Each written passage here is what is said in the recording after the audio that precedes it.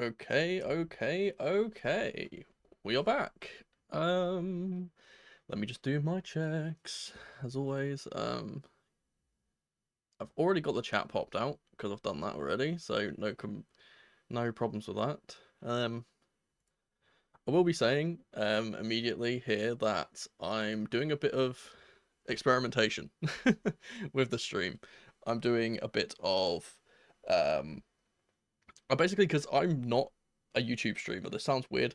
I've always been a Twitch streamer, so I'm having to like kind of port a lot of the old ideas I had on my Twitch stream to my YouTube stream, and my chat has now disappeared. Great. Um, right. Okay. Hi. Welcome in. Welcome in. Okay. So this is one of the things I'm talking about. I'm, I'm talking about experimentation. In this left box that you're supposed to be seeing, that's supposed to be chat. It's not showing up, so I'll have to fix that for the next stream. Aye. Let's get this on. Hello, welcome. That's my camera. I have two cameras, and I always look at the wrong one. Hi. Christ alive. Cool. Yeah. So this was a weird game in the fact that it was much more comfortable than even I, who is a much more positive person on this subject, kind of envisioned. And there's a lot of things that happened in this game which I didn't expect. Which is good. Oh, it is now showing up. The chat is really delayed. What's going on there? I will say, if you see me looking over this way, this is my second monitor. This is where my chat will be, and all of my like streamy stuff. This is where my main monitor will be. So this is where the majority of the time I'll try and look here or at you guys if I'm directly addressing you. But yeah, so for the most part, I'm kind of looking this way. Oh man, why is the chat like that? It's not supposed to be like that. I've also got alerts and things. You know what? I'm actually going to turn it off just because that's going to bug me. There we go. Turn that off. Apologies for that. Oh, yeah. So the background's quite subtle. I use these for mainly for like for 5 things. I always use this kind of background for 5 things. Let's not waste too much time. As I said, this is a good result, and obviously it's very early in the morning for me. It's 3 a.m. So see, I've had loads of people say that, which is really funny. I've had this obviously with the whole reveal, which was kind of forced. Admittedly, I had other plans for doing that, and then it didn't really materialize. And then obviously I went on the podcast with Daniel, and I had to have. Well, I didn't have to. He was actually a lovely bloke, and he did say like you don't need to have your cam on for this if you don't want to. But I had kind of already turned it on at the time, so I was like I might as well continue. And I kind of forced my hand, so that's why we're here. See, I said that's the thing. A lot of people have actually said that, which is really weird because I don't feel like that. And the thing that gets me is some of the. I'm getting pinged from Discord. Some of the comparisons that people have said to me, or some of the things that people have said about me in particular, is really funny. I got a lot of people saying that I looked older than they thought I was, and sounded younger, which is the complete opposite of everything I've ever been told in my life. I have always been told that I have a very low set, grumbly, mumbly voice, and obviously I play up my voice quite a lot for stream and for content. I'm a lot more hype than I would usually be. And then I've always been told I've got a baby face. I've always had a baby face, and I guess the beard helps, but when I grow it out, but there we go. I do find it quite funny because a lot of people were saying, "Oh, you look much older than I thought." I don't know if I've actually ever said how old I am, because maybe that's giving a different impression. I'm 26, so like mid-20s. So I feel like I look good for my mid-20s. Let's hope. Someone's actually just said something. Possible future Discord leak. Actually, that is something that I think I mentioned in the last stream, but one of the things that I am working on in the background is a Discord, specifically a members only Discord. I will be doing memberships on the channel at some point soon. Soon TM, like whenever that gets fixed, like kind of finished. We'll do that. But yeah, I've got loads of other things. I've actually been working on and messaging certain companies, football companies that can provide stats and things for watch-alongs, etc. I'm trying to get partnerships in that way. I have not heard anything back from any of them yet, so that's fun. If there's anyone listening to the stream that works for one of these, then yeah, hit me up. My email is on my page. But yeah, I've been doing that. Let's not ramble on too much because obviously the main focus of this is the game. So let's quickly switch over to the Feeling Blue. Lads, lasses, and the rest of the masses, welcome back to the channel. I'm Mono from Mono CFC, and welcome to Season 2 of Feeling Blue. Let's go. Right, here we are. Now I've got the usual 7 points that I'm going to be talking about here. Again, I'll try to make this relatively swift. I don't want to ramble on too much, as it is quite late. I say late, it's early, it's 3 o'clock. But let's quickly go in and talk about this, because I'm not going to be putting anything in this medium box. I'm not going to be putting anything in the bad box. I'm going to be putting everything in this left box, and I think that this was overall a very good performance and a much better tactical implementation from Enzo Maresca in general. I think that he specifically learned a lot from some of the mistakes he made in the previous games, and it was good to see the structure of the team. We just played so much better, and I don't know if that's down to the fitness, I don't know if that's down to the change in system, because there was a slight change in system with James not playing as the inverted right back, but regardless, we played really well throughout the whole thing, and one of the players that I kind of predicted would play well and did play well is the first player that's going in here, and it's Marc Guiu. Obviously he got his goal, and that's the main thing. I don't know if it's actually counted as his goal, because he does get the flick on, but then it gets put in. I think it's on target, so I would give him the goal, but I don't actually know. But yeah, just overall for him, it was a bit of a weird game for him, because he kind of wasn't as overall kind of involved in the play like he usually is. He wasn't dropping deep as much, he wasn't running in behind as much and being found as much. But he got the goal, which is weird, because it's the kind of the opposite of what we've been seeing from him, where usually he puts himself about and he's really, really running around all the time and putting himself everywhere, but not getting the goals. And then this was the complete opposite, where he got the goal, but he didn't seem as involved. And ironically, when he was replaced by Broja, I thought that Broja genuinely outran Guiu in this game, and he was actually putting himself about a bit more, but his finishing was just woeful. We're not going to talk about Broja today. Oh man. every single time I see Broja play football, it reminds me of that tweet that someone put out. It's like an Albanian Twitter account that once said Albanians are just not built for football, and every single time I see him play, he just thinks about that. But yeah, good goal for Guiu. Little flick on header, and the assist from Kiernan Dewsbury-Hall, who I will be talking about a little later, spoiler. And yeah, but yeah, as I said, the overall performance from him was a bit toned down, and I'm wondering if that was either a tactical decision from Maresca to say, hey, do not press as crazy, because we got a bit exposed when we were doing that before, and that's how we conceded so many goals against Celtic, or if it was more of a, hey, you know that you're going to be playing over 45 minutes in this game, and I think he played like over 70, I believe, like 70 or 65, somewhere around there. Maybe he was just saying to him, look, just temper your fitness a bit more, and kind of just pace yourself and don't burn yourself out too quickly, because we're going to need you for the extra 15 minutes of whilst he's bringing his fitness up. And I think he had a very, very solid performance. And I don't know when I actually called Guiu to score. I think it was much later than he scored. I think he scored in the 21st in this game, and I think I called that a little bit late. I think I might have put Nkunku at the 21st, I'm not sure. Speaking of Nkunku, he's going to be the next player we talk about here. Obviously, he got his goal from the penalty. Again, that's 3 in 3 for Nkunku, and admittedly 2 of them are from penalties, so can't judge too much on that. He could have had another penalty. He was very selfless,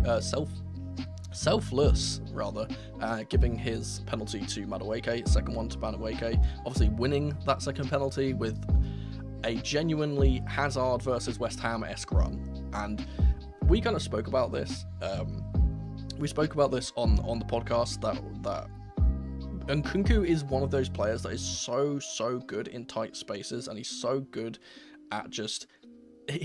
I always felt like this whenever we signed him, that he just looked a level above every single other player when he's on the ball. He just looks so much more calm, so much more composed. He has a way better first touch than everyone else in the squad. Obviously now the rest of the squad are kind of catching up to him, and now that he basically hasn't been playing for the entire year of football, and he feels like a new signing. It's one of those things where... No. And I meant that Nkunku was selfless in the fact that he allowed Noni to take the second penalty, because he was very clearly the designated penalty taker, and he could have just taken the second one, but he gave it to Noni. That's what I kind of meant by that. I will talk about Noni a little bit later.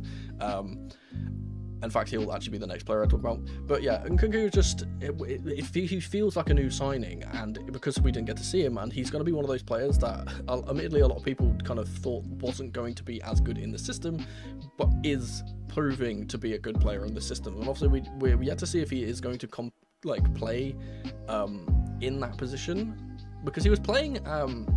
He was kind of drifting. Obviously, in the first half, Kiernan Dewsbury-Hall was operating in that left 8 role, so Nkunku was over to the right. And I think he looks good there. I don't think it's his natural position. He looked a little bit better, a lot better when he moved over to the left. But we'll have to see if he kind of plays, because he can play as a striker, he can play as that 10, he can play on the left or the right side of 8. So we'll have to see where he goes, but he's going to be a revelation this season, and I genuinely think that if he can stay fit, it's a caveat, we've got fingers crossed, if he and someone who I'm going to mention later, Romeo Lavia, can stay fit, then I think we're going to have a really good season. I think that this game was a good indicator of the performance and the level of performance that we can actually strive to achieve. Now, I briefly mentioned him there, so I'm going to be talking about Madueke. I didn't mean to do, I was pointing, I didn't mean to do the Madueke thing, but yeah, Madueke, I'm putting him in the good. I debated putting him in the medium. If he didn't get given the penalty and he didn't score the penalty, because I always say that if you get a goal contribution, I put you in the good box. That's how things work on here. If he didn't get the penalty, he would have gone in the medium box, because though he was good and his performance overall was decent, I think he was a bit immature at times in this game. Not only just kind of making the wrong decisions or just getting stroppy with people, even though it's his fault that some of the things didn't work out as well as he would have liked, but then again, the same thing we kind of saw last season with him trying to take the penalty off someone when it's clear that Nkunku was our penalty taker this preseason. It's just weird. It's just undermining authority and just a bit naive and stupid of him. And so I'm not going to dock him because of that, but I just did want to mention I did think he was a bit immature at times today. But again, good, decent performance overall. Obviously, he played in the majority of the 90, and until he obviously got replaced by Angelo. But yeah, overall I think he was decent, and he was, I will say that he was absolutely robbed of an assist, because Broja is, again, let's not talk about Broja, but he was robbed. Broja should be scoring, and that would have been another assist for Madueke. So I think that he, again, I think it's one of those things where I think that more games he's going to kind of get the balance between when to be so selfish and take on players and kind of not use your teammates, and then when to just not go for those runs and actually pass your teammates, or like not take shots from outside the box when there's a better pass on. Let's talk about who should we talk about now? I briefly mentioned him when I was talking about Guiu, so I'm gonna talk about him now. Let's talk about Kiernan Dewsbury-Hall. And with the news today that Gallagher is pretty much out of the door, we don't care. This sounds horrible. We don't care. We've got Kiernan Dewsbury-Hall. And that may be really harsh, but I think that the way that he kind of makes our team so much more balanced, and I'm a person, and people, long-term fans of this channel will know how pernickety I am about having left-footers on the left, or if it's at fullback or centre mid, and having right-footers on the right. And I've been saying this for ages, and even back when we had Lewis Hall, and I said that Lewis Hall can play as a left centre mid, because that is where he can play. I said that Lewis Hall would give us so much more balance playing in that left-sided centre-mid role, and we saw that from Kiernan Dewsbury-Hall, because not only does he give you the option to play out wide quite comfortably, and also do the diags from the left side to the right, but the thing that he does is that he can make the overlapping and underlapping runs and have the ball on his strong foot to put it into the box. This is the thing which is really frustrating when we get, like, for example, a player like Carney Chukwuemeka or Nkunku or whoever is playing on that left-hand side when they're a right footer, is that they make the run in beyond and then they have to cross it on their weak foot and it's never really accurate, or they have to cut back onto their right and then the move or the opportunity is kind of gone. With Kiernan in that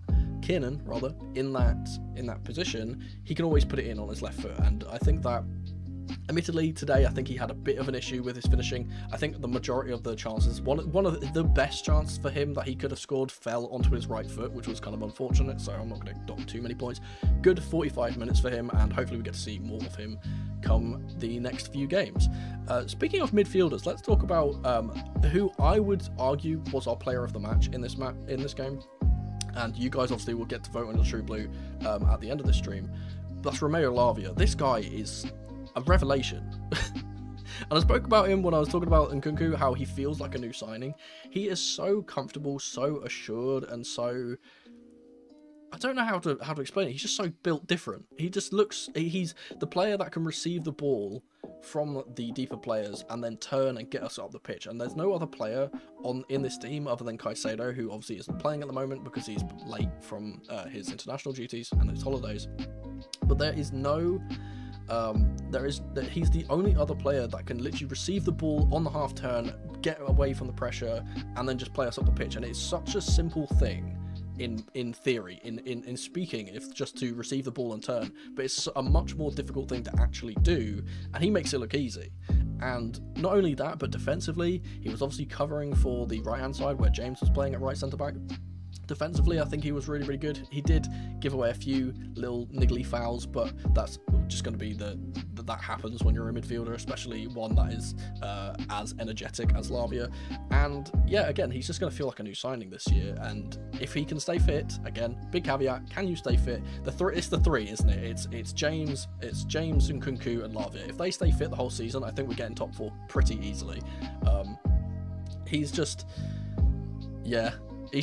been a revelation, and it's crazy how many minutes he's gotten through in this preseason, considering how long he was out for. He was out for an entire year, pretty much, well, with one appearance in the middle of that, and he just looks like he's been playing football all year, and he's just come back from his holidays. I never thought that he would be the mainstay of our midfield, because obviously we've seen how good Enzo can be, we've seen how good Caicedo can be. Lavia's taken their chain, man. He's taken it straight away, because he's the first choice in the midfield now, genuinely. Let's shift away from the midfield. Let's move a bit further back, and the first player I'm going to talk about here is a player that I think embodies and kind of personifies our defending as a whole in this game, and that's Tosin Adarabioyo. Now, he was so calm, never panicking, obviously winning pretty much every aerial duel that came his way. Pretty much any time the ball went in behind, he was mopping it up if James wasn't in the channel, and he just looked like an absolute rock. And I did say in my preview that I wanted him to start because he is, at the current time, not only just because of the way that he plays, but because he's a leader, because he's very vocal on the pitch, he is our best centre-back at this time. That is what I will say. I think, obviously, other players around him have better potential, but because he is so already kind of established, and because he's just genuinely just absolutely massive, let's be real, he is huge, he just feels so confident and so, yeah, just, I mean, like, he knows that he can do what is expected of him. It's not like oh, we're going to put you in this position, we don't know if you're ready. It's like, for example, like Crimson Wolves just said, Wes, who is a bit rusty, who's obviously coming off of his bad injury, he doesn't look fully up to speed. Badia Shield's been a bit shaky at times, he's never really recovered from that bad patch of form that he had. I would say Renato Vega, who came on, was actually pretty good. Obviously he had to shift over to the right hand side when Gusto came off, but I think he was pretty good when he came on. Shout out to Ben Chilwell, by the way, actually, because I'm always saying that he should he shouldn't be in the team, but I will say he came on and he did put in a pretty good defensive shift, Ben Chilwell, for the short cameo that he was on. Absolutely pure defender's block at the end as well to deny them a goal, which I think is great to see. Obviously, I don't think he's really got much of a place in the team, and even our manager kind of said in the press conference, we're trying to find a solution to what position he can play in, which basically to me that read as Ben's not really good enough to play in any of the positions we need him in. But there we go.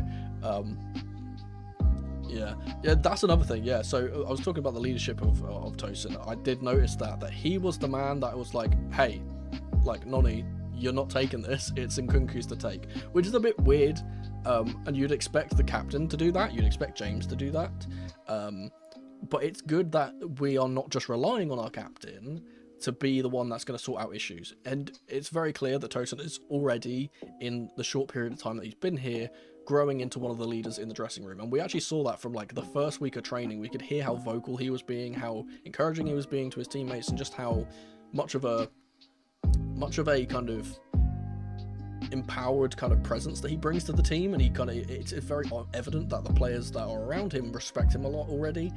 So hopefully we can do that. Let's talk about the final point here before we move into our yeah, big surprise, we signed someone who's a little bit older and he's actually established and it actually works. I spoke about that with Daniel as well, how like specifically we were kind of talking about the goalkeeper situation where we just kept like rotating goalkeepers and not buying just an established goalkeeper that would have saved us all the money, but it kind of works with Adara Bioyo too. Let's talk about the final thing before we do the poll. And any guesses in chat before I do this? I will say it's a defender. It's a defender, so let's see if anyone can guess before I do this. And whilst I do that, I'm going to take a sip of the coffee with the mug cam, because my throat is killing me.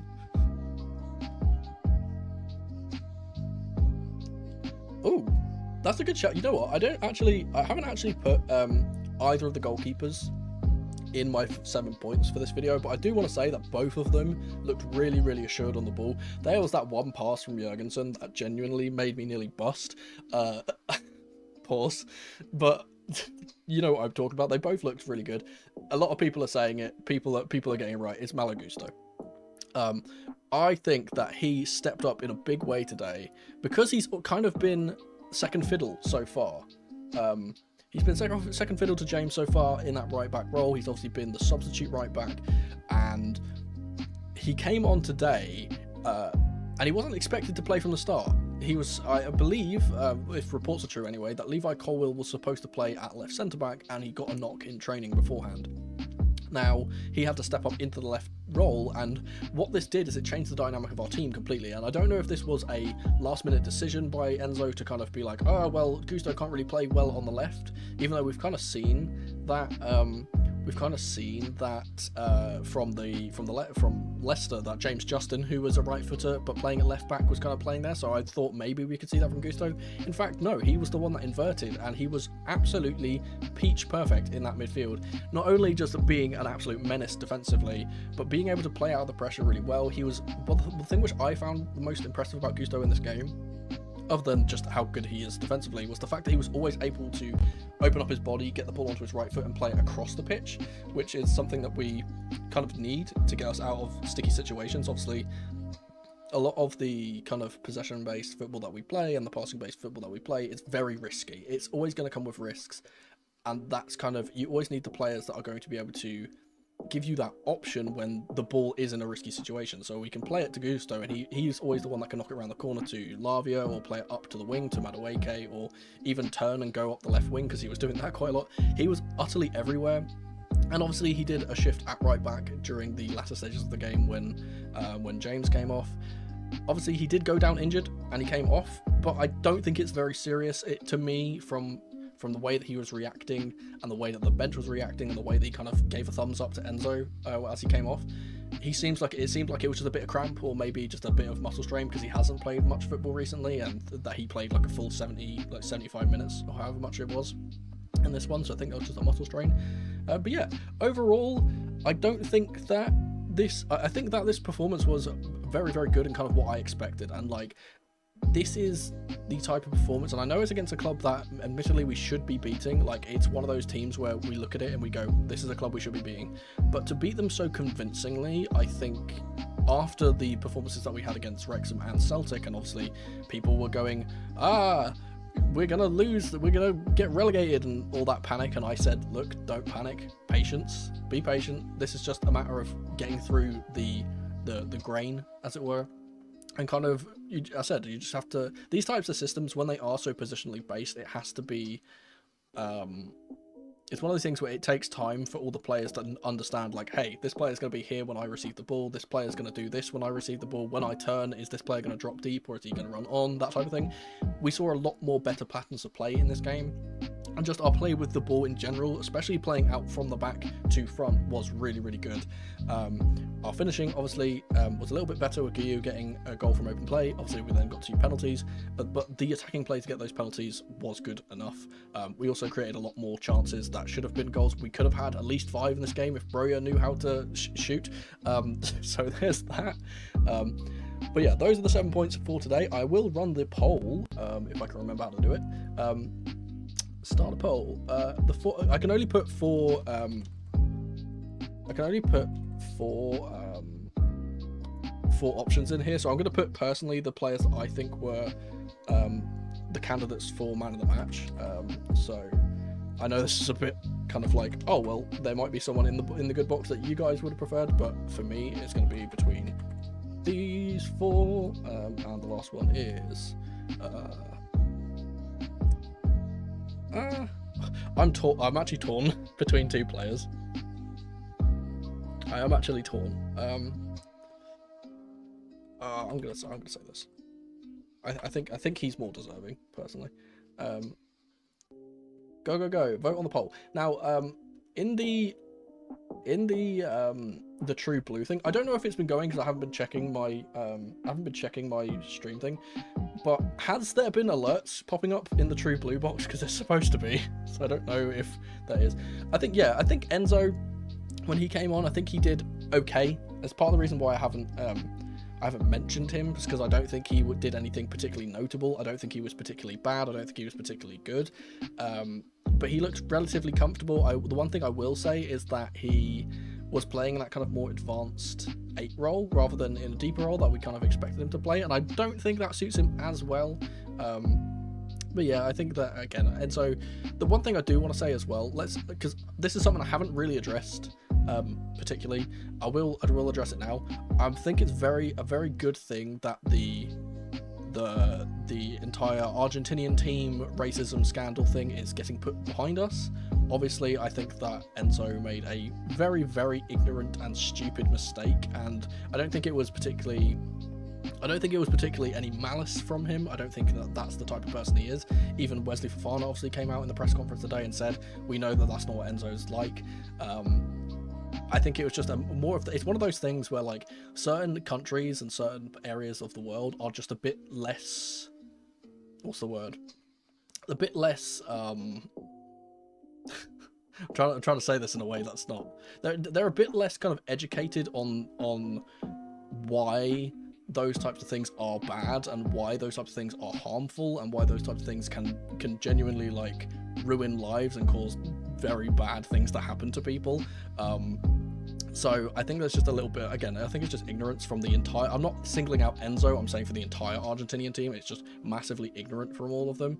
I do think it's absolutely horrific how the rest of the Argentinian team has just completely gotten away with it, and Enzo has been the massive scapegoat just because he was the person taking the video. I think that's ridiculous. But yeah, I kind of wanted to talk about that because it seems like it's been resolved now. Obviously, Wesley Fofana being the main one that was kind of out against it, and they seem to have reconciled, and that's good to see, because now we can get that behind us. We can stop having stupid journalists saying it in every single press conference when they should be asking about football, and we can kind of move on and have a good season, hopefully. Let's see who's won the poll. Let's end the poll right now. I think it's Lavia. Yeah, it's very close, very, very close between Lavia and Nkunku. It is Lavia. I will be putting Lavia into the True Blue. But yeah, I still don't know if the alerts are there. I'll have to check the stream back. But there we go.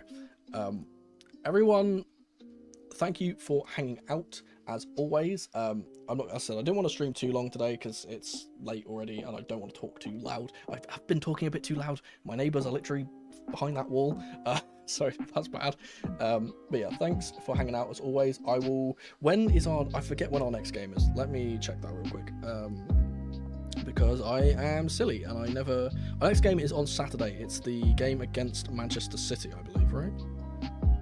I don't know if, yeah, it's okay. So we play on Saturday and that game is a 10:30 kickoff. So that's likely going to be a 10 a.m. upload for the lead-in on Saturday.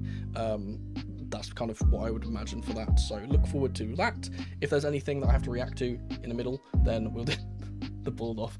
You know, it's really funny. So I was talking about memberships and stuff. Obviously, there's a lot of perks that will happen when the memberships come out. One of them is obviously emotes for the streams and for the comment section in general. One of them is just a bald emote. So look forward to that eventually when that comes out. But yeah, I think that game against Man City will be a real test of of how far we've come. Obviously, Man City have not had the best preseason either. I think they've either lost or drawn all of their games, I'm pretty sure. So we're a little bit ahead in that regard, but I think they have been playing better teams than us overall because they did play Milan, but there we go. I think that'll be a real test, and if we can get a result from that game, that's not only indicative of how far we've come, but it's also indicative of the types of teams that we can beat, and also